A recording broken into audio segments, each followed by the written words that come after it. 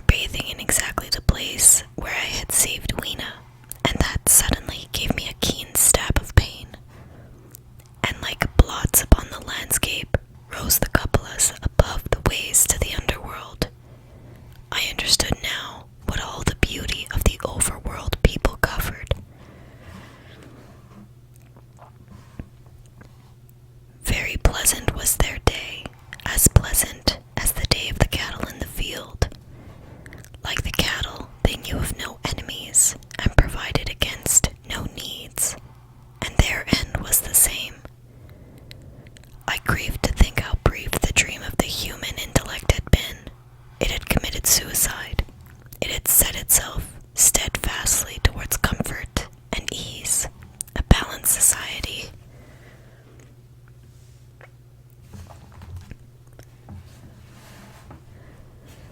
A balanced society with security and permanency as its watchword.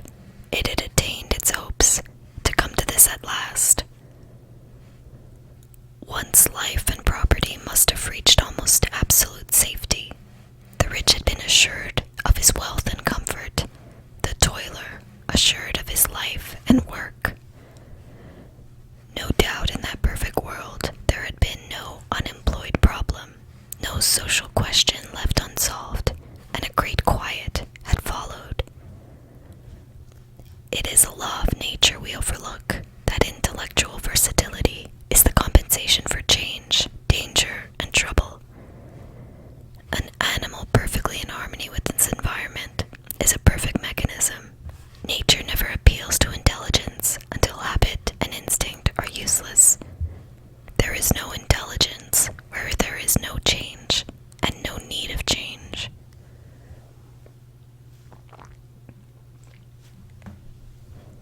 Only those animals partake of intelligence that have to meet a huge variety of needs and dangers. So, as I see it, the upper world man had drifted towards his feeble prettiness, and the underworld to mere mechanical industry. But that perfect state had lacked one thing, even for mechanical perfection: absolute permanency. Apparently, as time went on, the feeding of the underworld, however it was effected, had become disjointed.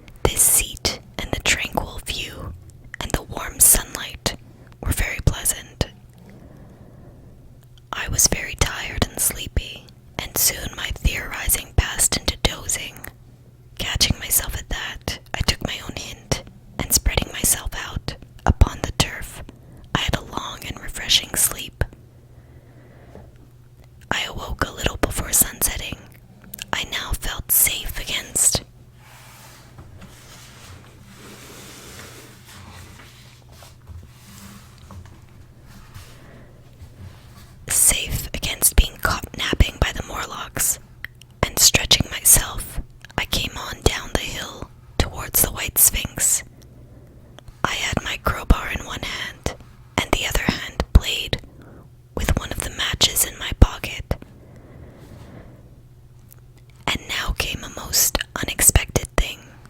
As I approached the pedestal of the Sphinx, I found the bronze valves were open. They had slid down into the grooves. At that I stopped short before them, hesitating to enter the corner.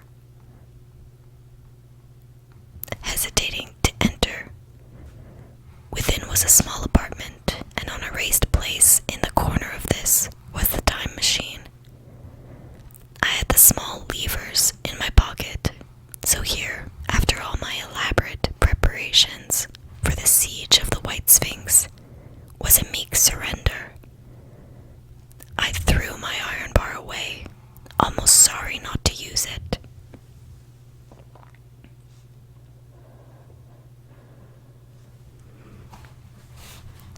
A sudden thought came into my head as I stooped towards the portal. For once, at least, I grasped the mental operations of the Morlocks. Suppressing a strong inclination to laugh, I stepped through the bronze frame and up to the time machine. I was surprised to find it had been carefully oiled and cleaned. I have suspected since that the Morlocks had even partially taken it to pieces while trying in their dim way to grasp its purpose.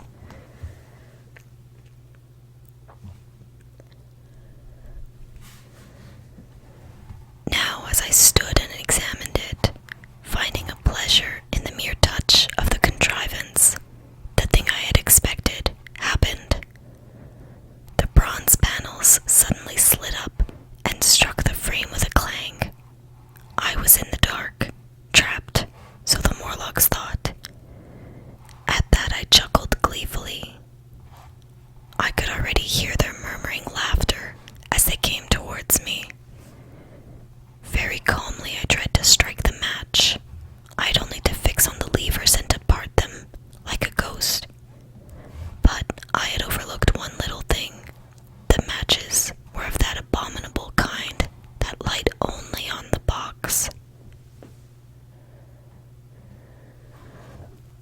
You may imagine how all my calm vanished. The little brutes were close upon me. One touched me. I made a sweeping blow in the dark at them with the levers and began to scramble into the saddle of the machine. Then came one hand upon me and then another. Then I had simply to fight against their persistent fingers for my levers, and at the same time,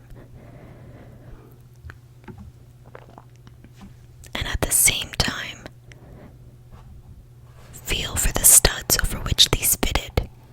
One indeed, they almost got away from me. As it slipped from my hand, I had to butt in the dark with my head. I could hear the Morlock's skull ring to recover it. It was a nearer thing than the fight in the forest, I think, this last scramble. But at last the lever was fixed and pulled over. The clinging hands slipped from me. The darkness presently fell from my eyes. I find myself in the same grey light and tumult I have already described.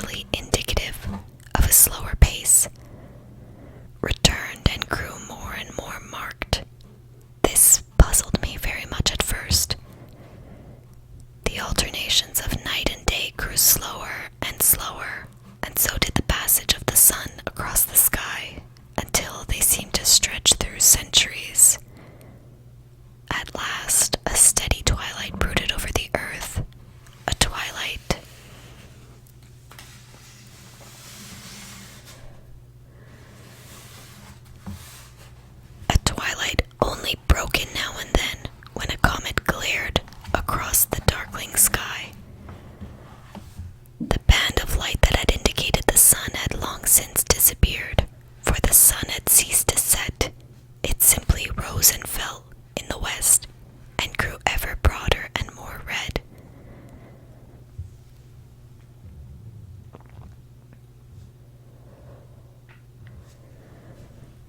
All trace of the moon had vanished. The circling of the stars, growing slower and slower, had given place to creeping points of light. At last, some time before I stopped, the sun, red and very large, halted motionless upon the horizon. A vast dome, glowing with a dull heat, and now and then suffering a momentary extinction. At one time, it had for a little while glowed more brilliantly again, but it speedily reverted to its sullen red heat. I perceived by this slowing down of its rising and setting that the work of the tidal drag was done.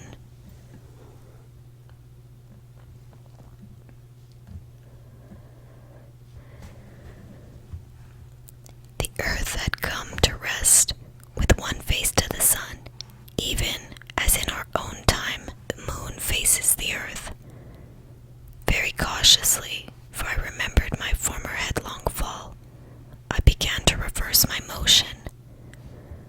Slower and slower went the circling hands until the thousands one seemed motionless, and the daily one was no longer a mere mist upon its scale.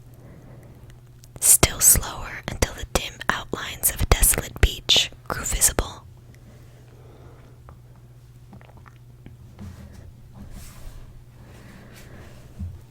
I stopped very gently and sat upon the time machine, looking round. The sky was no longer blue. Northeastward, it was inky black, and out of the blackness shone brightly and steadily the pale white stars. Overhead it was a deep Indian red and starless, and southeastward it grew brighter to a glowing scarlet, where, cut by the horizon, lay the huge hull of the sun, red and motionless.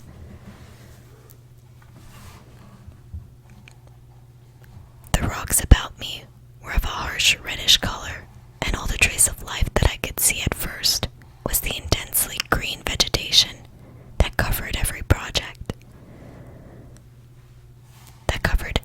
projecting point on their southeastern face.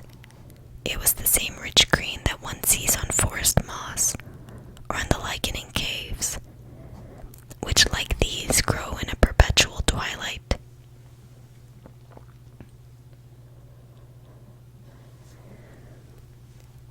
The machine was standing on a sloping beach. The sea stretched away to the southwest to rise into a sharp, bright horizon against the wan sky. There were no breakers and no waves, for not a breath of wind was stirring. Only a slight, oily swell rose and fell like a gentle breathing, and showed that the eternal sea was still moving and living. And along the margin where the water sometimes broke was a thick incrustation of salt, pink under the lurid sky. There was a sense of oppression in my head, and I noticed that I was breathing very fast. The sensation reminded me of my only experience of mountaineering, and from that I judged the air to be more rarefied than it is now.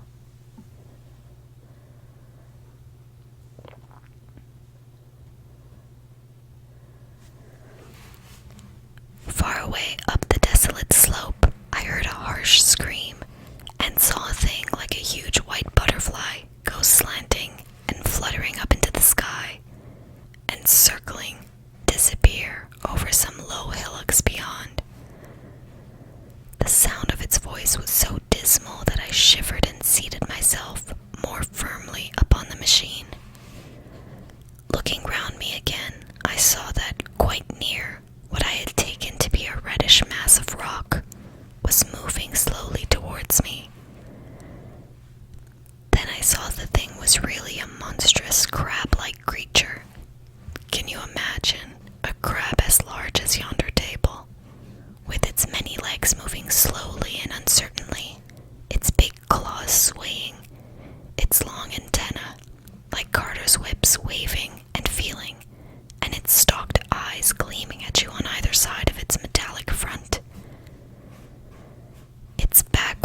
corrugated and ornamented, with ungainly bosses, and a greenish incrustation blotched it here and there. I could see the many palps of its complicated mouth flickering and feeling as it moved.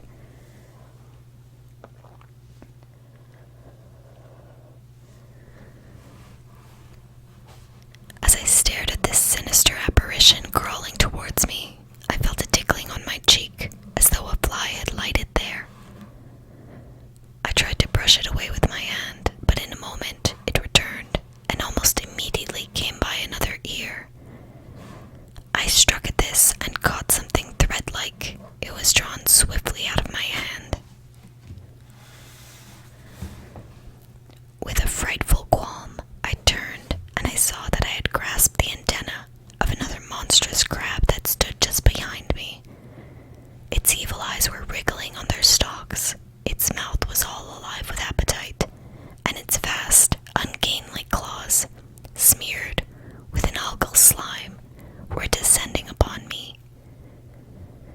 In a moment my hand was on the lever, and I had placed a month between myself and these monsters.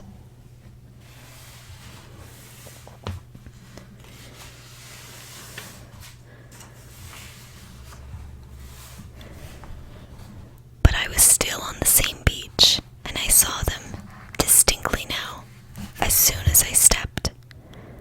Dozens of them seemed to be crawling here and there in the somber light among the foliated sheets of intense green.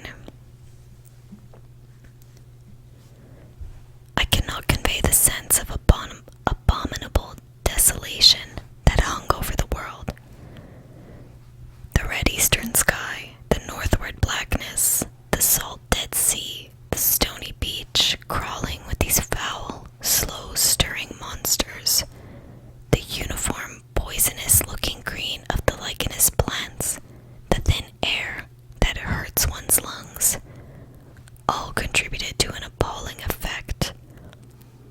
I moved on 100 years, and there was the same red sun, a little larger, a little duller, the same dying sea, the same chill air, and the same crowd of earthy crustacea creeping in and out among the green weed and the red rocks.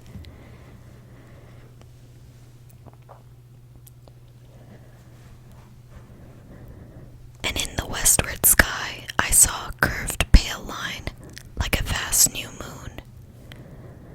So I traveled, stopping ever and again in great strides of 1,000 years or more, drawn on by the mystery of the earth's fate, watching with a strange fascination the sun grow larger and duller in the westward sky, and the life of the old earth ebb away.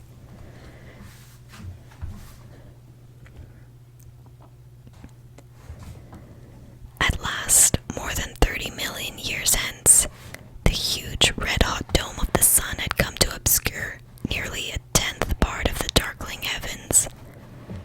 Then I stopped once more, for the crawling multitude of crabs had disappeared, and the red beach, save for its livid green liverworts and its lichens, seemed lifeless, and now it was flecked with white. A bitter cold assailed me. Rare white flakes ever and again came eddying down.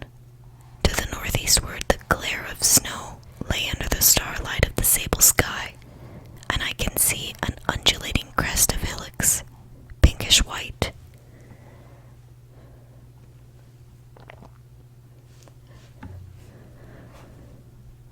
There were fringes of ice along the sea margin, with drifting masses further out, but the main expanse of that salt ocean, all bloody under the eternal sunset, was still unfrozen.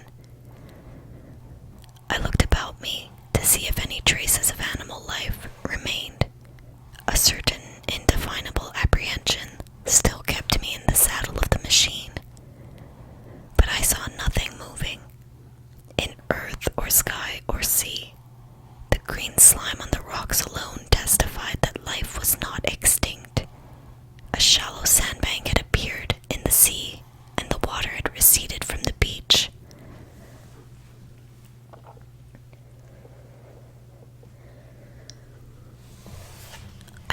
fancied I saw some black object flopping about upon this bank, but it became motionless as I looked at it, and I judged that my eye had been deceived, and that the black object was merely a rock. The stars in the sky were intensely bright and seemed to me to twinkle very little. Suddenly I noticed that the circular westward outline of the sun had changed, that a concavity, a bay, had appeared in the curve. I saw this grow larger. For a minute perhaps I stared aghast at this blackness that was creeping over the day, and then I realized that an eclipse was beginning. Either the moon or the planet Mercury was passing across the sun's disk. Naturally, at first, I took it to be the moon, but there is much to incline me to believe that what I really saw was the transit of an inner planet passing very near to the Earth.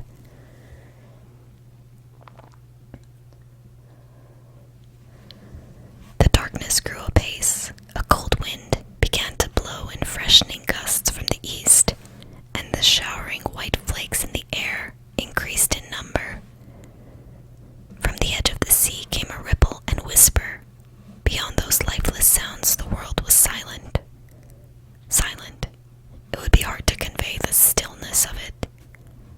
All the sounds of man, the bleating of sheep, the cries of birds, the hum of insects, the stir that makes the background of our lives, all that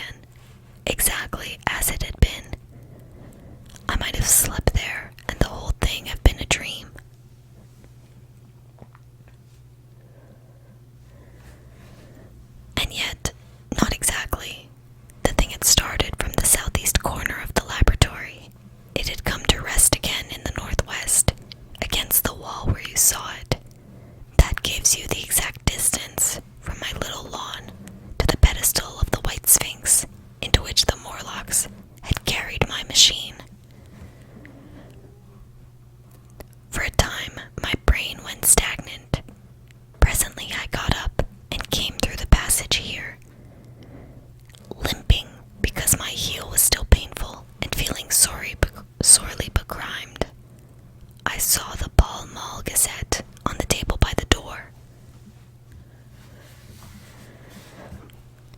I found the date was indeed today, and looking at the timepiece, saw the hour was almost 8 o'clock.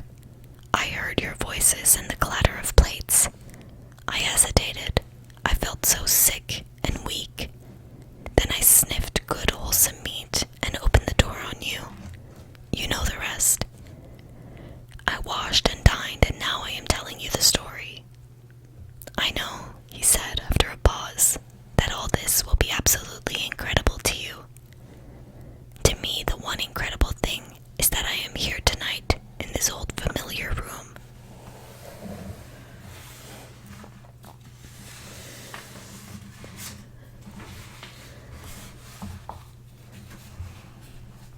Looking into your friendly faces and telling you these strange adventures. He looked at the medical man. No, I cannot expect you to believe it. Take it as a lie or a prophecy. Say I dreamed it in the workshop. Consider I've been speculating upon the destinies of our race until I have hatched this fiction. Treat my assertion of its truth as a mere stroke of art to enhance its interest, and taking it as a story. What do you think of it? He took up his pipe and began, in his old accustomed manner, to tap with it nervously upon the bars of the grate.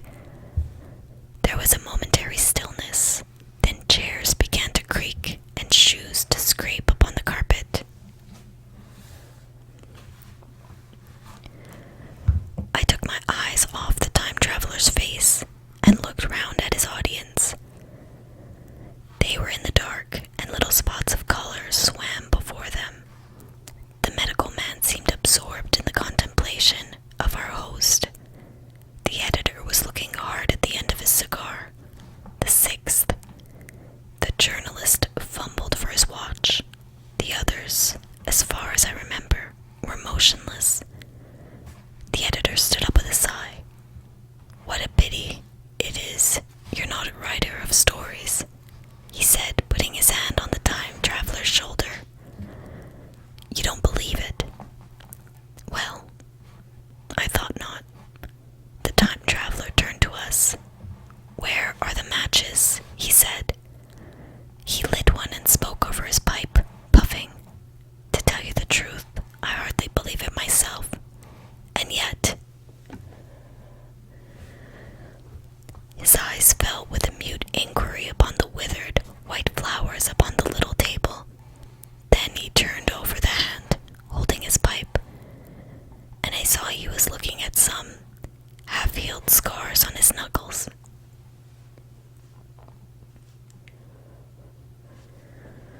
The medical man rose, came to the lamp, and examined the flowers. The gymnasium's odd, he said.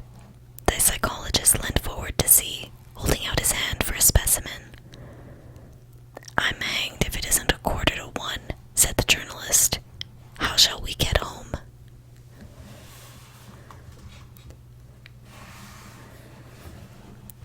Plenty of cabs at the station, said the psychologist. It's a curious thing, said the medical man, but I certainly don't know the natural order of these flowers. May I have them? The time traveler hesitated, then suddenly, certainly not. Where did you really get them? Said the medical man. The time traveler put his hand to his head. He spoke like one who was trying to keep hold of an idea that eluded him. They were put into my pocket by Weena when I traveled into time. He stared round the room. I'm damned if it isn't all going. This room and you and the atmosphere of every day is too much for my memory. Did I ever make a time machine, or a model of a time machine? Or is it all only a dream? They say life is a dream, a precious poor dream at times, but I can't stand another that won't fit. It's madness. And where did the dream come from? I must look at that machine, if there is one.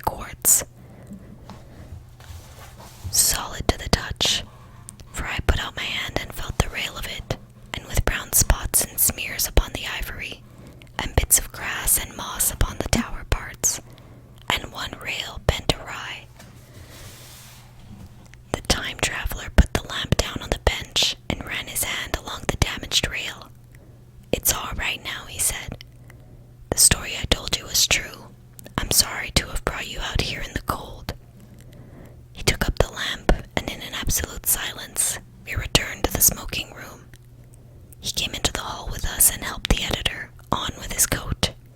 The medical man looked into his face and, with a certain hesitation, told him he was suffering from overwork, at which he laughed hugely. I remember him standing in the open doorway, bawling good night.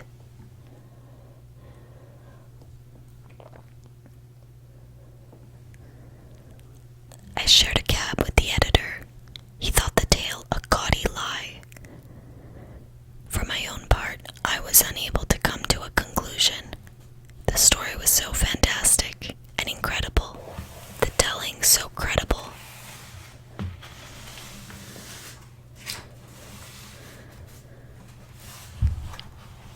The telling so credible and sober. I lay awake most of the night thinking about it.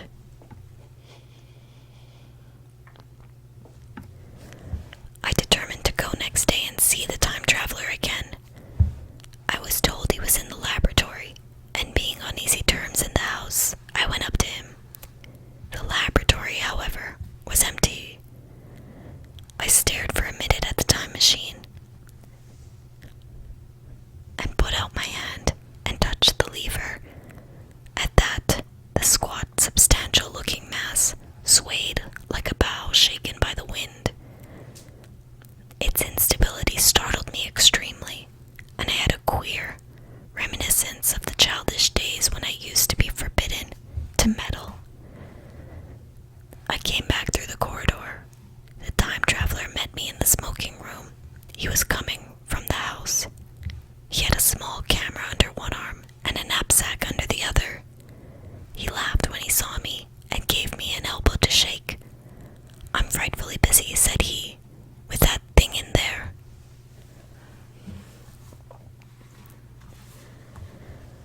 "But is it not some hoax?" I said. "Do you really travel through time?" "Really and truly I do." And he looked frankly into my eyes. He hesitated. His eyes wandered about the room. "I only want half an hour," he said. "I know why you came, and it's awfully good of you. There's some magazines here. If you'll stop to lunch, I'll prove you this time traveling up the hilt. Specimens and all, if you'll forgive my leaving you now." I consented, hardly comprehending then the full import of his words, and he nodded and went on down the corridor. I heard the door of the laboratory slam, seated myself in a chair, and took up a daily paper. What was he going to do before lunchtime? Then suddenly I was reminded by an advertisement that I had promised to meet Richardson, the publisher, at 2. I looked at my watch and saw that I could barely save the engagement. I got up and went down the passage to tell the time traveler.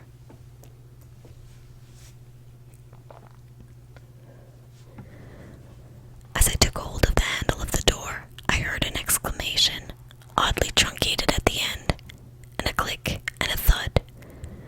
A gust of air whirled around me as I opened the door, and from within came the sound of broken glass falling on the floor. The time traveler was not there. I seemed to see a ghostly, indistinct figure sitting in a whirling mass of blackened brass for a moment. A figure so transparent that the bench behind, with its sheets of drawings, was absolutely distinct. But this phantasm vanished as I rubbed my eyes. The time machine had gone, save for a subsiding stir of dust. The further end of the laboratory was empty. A pane of the skylight had apparently just been blown in.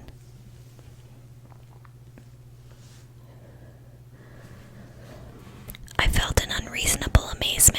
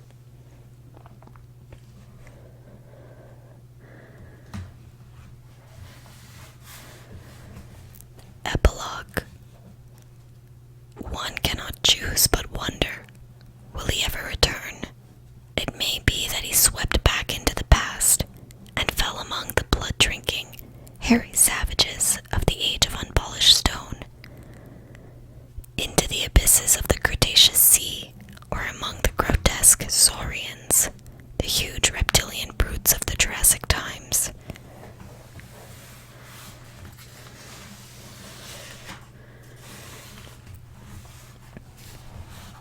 He may even now, if I may use the phrase, be wandering on some plesiosaurus-haunted oolitic coral reef, or besides the lonely saline lakes of the Triassic Age. Or did he go forward into one of the nearer ages in which men are still men, but with the riddles of our own time answered and its wearisome problems solved? Into the manhood of the race, for I, for my own part, cannot think that these latter days of weak